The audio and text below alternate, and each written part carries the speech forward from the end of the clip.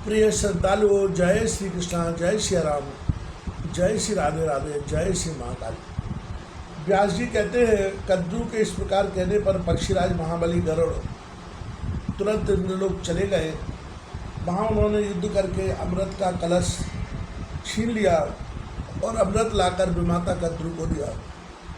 उनके इस प्रयास से माता विदिता निस्संदेह दासी भाव से मुक्त हो गई। जब सर्प स्नान करने के लिए चले गए तब इंद्र ने चुपके से अमृत चुरा लिया। उधर गरुड़ के प्रभाव से विनीता तो दासी भाव से मुक्त हो ही गई थी। वहाँ कुशाएं बिछी थी। सर्प आकर उन कुशाओं को चाटने लगे। कुशाओं की नोक बड़ी ही तीक्ष्ण थी। उसका स्पर्श होते ही सर्प दो जीभ वाले हो गए।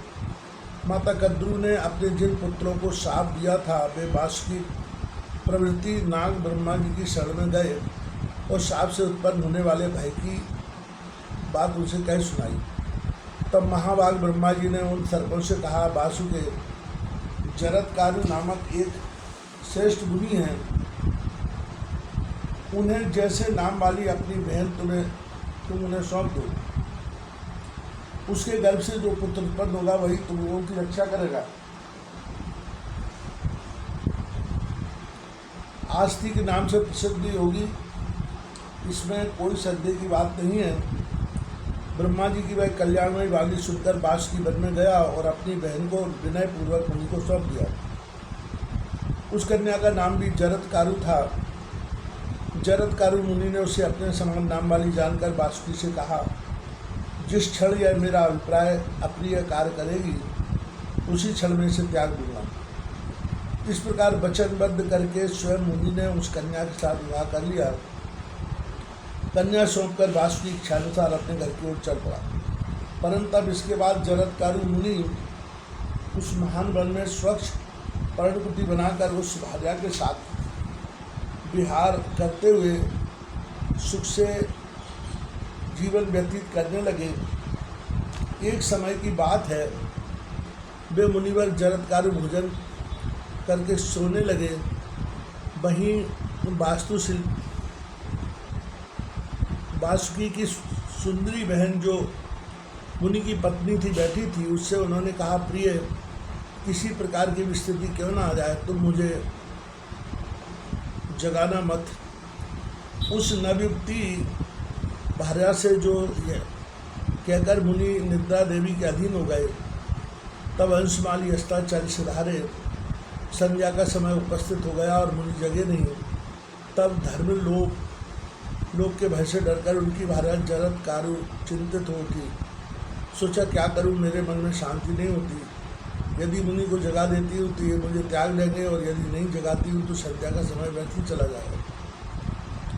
पति के धर्मनाश की अपेक्षा यह त्याग उत्तम है, क्योंकि मृत्यु तो निश्चित ही है। धर्मीन पुरुषों को बार बार नरक भोगने पड़ते हैं। यूँ भली बाती सोच समझकर उस विचारी जरत्कारु ने अपने पतिदेव मुनि जरत्कारु को जगा दिया।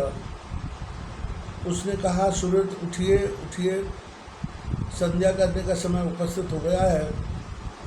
मुनि की नींद टूट गई। उन्होंने पत्नी जरत्कारु से कहा, निद्रा में विघ्न डालने वाली, मैं जा रहा हूँ, अब तू अपने भाई के घर चली जा। मुनि के यूँ कहते ही जरत्कारु का सर्वांग काँप उठा। वह उनसे कहने लगी, अमित तेजस्वी प्रभु, मेरे भाई ने जिस काम के लिए मुझे आपकी सेवाएं सौंपा है वह कैसे पूर्ण होगा। तब मुनि ने शांत चित्त होकर उत्तर दिया, वह तो है ही। मुनि के त्याग देने पर वह स्त्री अपने भाई वासुकी दान के घर चली गई। जब वासुकी ने उससे पूछा तब पतिदेव की कही हुई बात उनको सुना दी और यह भी कहा, मेरी प्रार्थना पर मुनि अस्तित कहने के पश्चात मुझे छोड़कर चले गए। बहन की बात सुनकर वासुकी को पूर्ण विश्वास हो गया। उसने सोचा, मुनि बड़े सत्यवादी हैं, उनकी वाणी विफल नहीं हो सकती। तब उसने जरत्कारु को अपने घर पर रख लिया। कुछ समय व्यतीत हो जाने पर मुनि का वंशधर पुत्र जरत्कारु के उदर से उत्पन्न हुआ। कुरुश्रेष्ठ उस पुत्र की अस्तिति नाम से प्रसिद्धि हुई। वही बालक भविष्य में आस्तिक मुनि के नाम से विख्यात हुआ। राजेंद्र, माता के कुल की रक्षा करने के लिए उसने तुम्हारे यज्ञ में आकर तक्षक को बचा लिया। महाराज यही यायावर का कुलदीपक आस्तिक है। बासुकी डांग की बहन जरदकारु इसकी जननी थी। इस मुनि का काम सराहनीय था। तुमने भी उसे मान्यता दी थी। महाभागवत तुम्हारा कल्याण हो। राजन, अब तुम भक्तिपूर्वक भगवती जगदम्बिका का ये बहुत विशाल मंदिर बनवाओ, जिसके पुण्य से तुम्हें संपूर्ण सिद्धि प्राप्त हो जा सकेगी। उत्तम भक्ति से आराधन करने पर भगवती जगदम्बिका सदा समस्त अभिलाषाएं पूर्ण कर देती है। उनका अभ्युदय करने के साथ ही राज्य को कभी विचलित नहीं होने देती। राजेंद्र, तुम नवरात्र व्रत करके श्रीमद् देवी भागवत नामक पुराण का श्रवण करो। मैं तुम्हें उसे सुना दूंगा।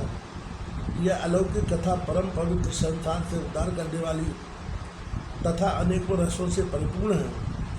राजेंद्र, जिनके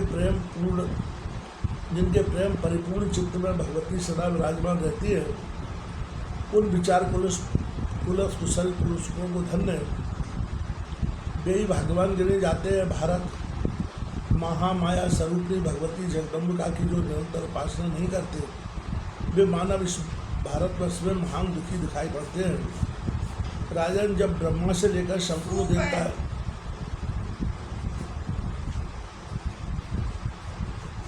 उनकी आराधना में तत्पर रहते हैं, तब कोई मनुष्य है जो उनकी सेवा से विमुख होकर सुखी रह सके। जो निरंतर इस पुराण को सुनता है, उसकी सारी कामना पूर्ण हो जाती है। यह सर्वोत्कृष्ट पुराण सर्वप्रथम आदेश रूप में भगवती आद्या शक्ति ने विष्णु के लिए कहा था। राजन, इसी के श्रवण से तुम्हारा चित्त शांत हो जाएगा और पितरों को सदा स्वर्ग में रहने की सुविधा मिल जाएगी।